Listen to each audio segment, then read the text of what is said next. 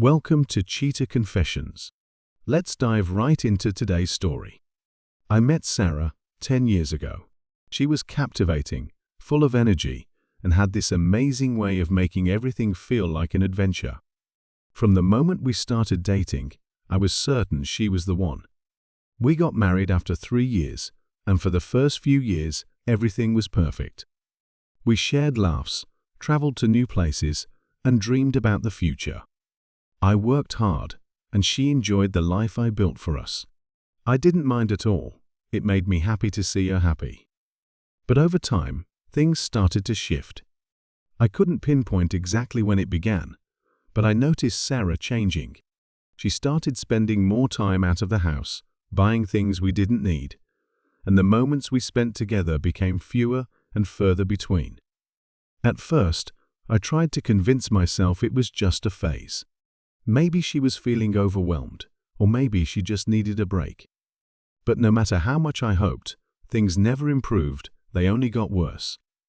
I'd wake up in the middle of the night, and her side of the bed would be empty. She'd come home at strange hours, smelling of alcohol and a perfume that didn't belong to her.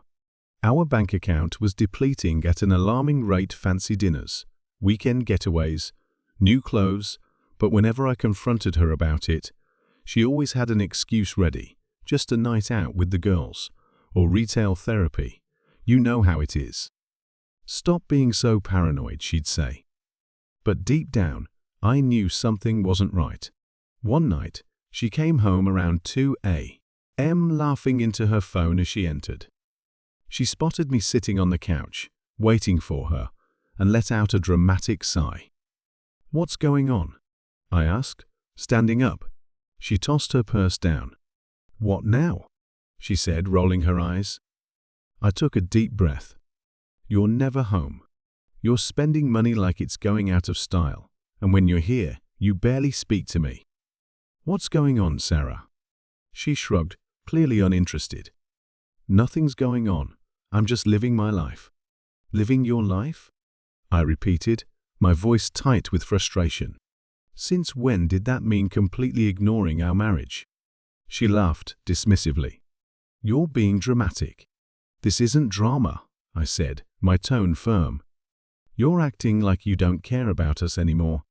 She let out an exaggerated sigh, crossing her arms. "I'm just tired of you trying to control me." And then she said it. "I'm not afraid to replace you." Those words hit me like a slap across the face. For a moment, everything froze. My heart hammered in my chest, but I kept my composure. "What did you just say?" I asked, my voice barely a whisper. She didn't flinch, meeting my gaze head-on. I said, "I'm not afraid to replace you." A cold wave of realization washed over me. This wasn't just a shift in her behavior, she had already checked out. We argued for a while, but my mind was elsewhere. The pit in my stomach grew as I replayed those words over and over. Something was seriously wrong. I had to find out what. The next day, I began paying closer attention. I kept track of her behavior, scrutinizing every detail. I started checking the bank statements, expensive dinners at places we'd never been, hotel charges, late-night rides. It didn't add up. One evening, I got home earlier than usual and heard her talking on the phone. She was laughing, her voice soft and flirty, not the way she ever spoke to me. My stomach twisted. I quietly stepped closer, and just as I was about to speak, my phone rang with a message. Sarah snapped around, looking like she'd seen a ghost.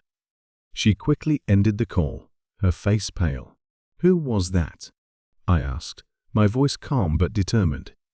"Just Melissa," she stammered, giving me an awkward smile. I didn't believe her for a second, but I didn't push it, not yet. The next night, while she was asleep, I took her phone. I wasn't the jealous type, but after what I'd overheard, I had to know the truth. I went through everything: texts, social media, emails, but there was nothing. It was like she had erased everything. She was covering her tracks.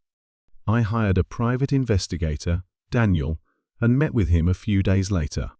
He was sharp, in his 50s, and had a no-nonsense attitude. "I think she's up to something," I said, explaining everything. He nodded. "I can find out for sure." A few days later, Daniel called me. "We need to meet." When I arrived at his office, I saw them the photos. Sarah with a man, laughing at a bar, holding hands at a restaurant, and the worst one, Sarah outside his house, kissing him before walking in together. My blood ran cold. "This is Mike," Daniel said. "I followed them for 3 days. It's not just a fling. She's practically living a double life."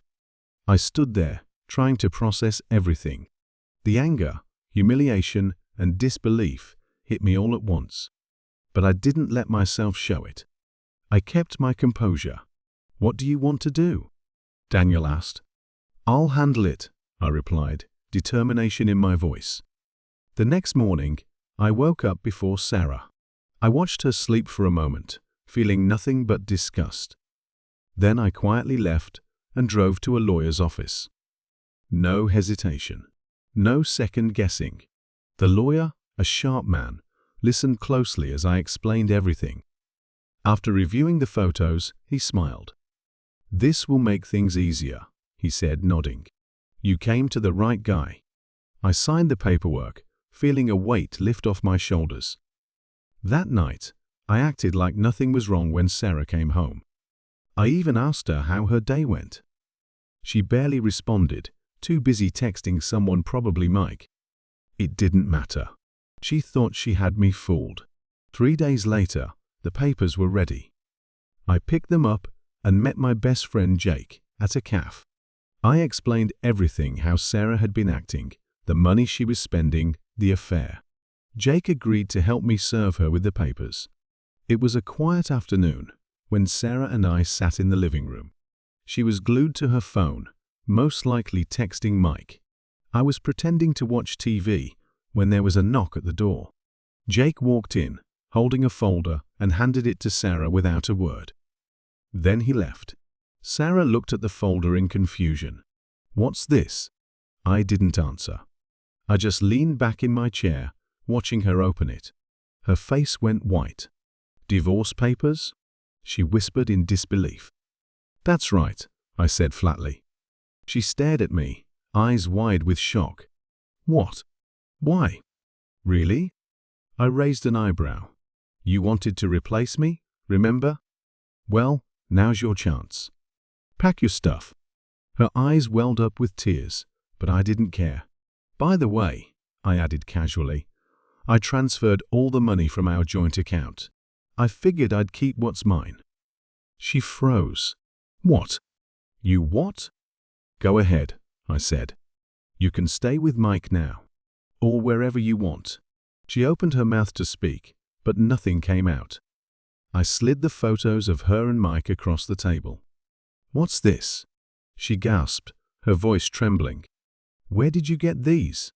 "I hired a private investigator," I said, leaning back. "I know everything." She exploded. "You had someone follow me? You invaded my privacy?" I laughed, a cold sound. "Oh, I'm the disgusting one." She stood up, her knees weak, tears filling her eyes. "You're really doing this?" "I am," I said. "So are you going to pack your stuff, or do you need help?" She stormed off, slamming the bedroom door behind her. I heard her sobbing as she packed, but it didn't faze me. She made her choice. The divorce went smoothly. She tried to fight it, begged, cried, and demanded half of everything. But once my lawyer presented the proof, her case collapsed. She walked away with nothing. A few months later, Sarah tried reaching out. I ignored her messages and calls.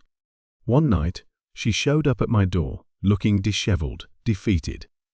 "Richard, I made a mistake," she said, tears in her eyes. I thought the grass was greener. I just shook my head. "There is no uses anymore." She begged me to take her back, but I just smirked. "You had your chance." I shut the door in her face and never looked back. The last few months had been the happiest I'd felt in years.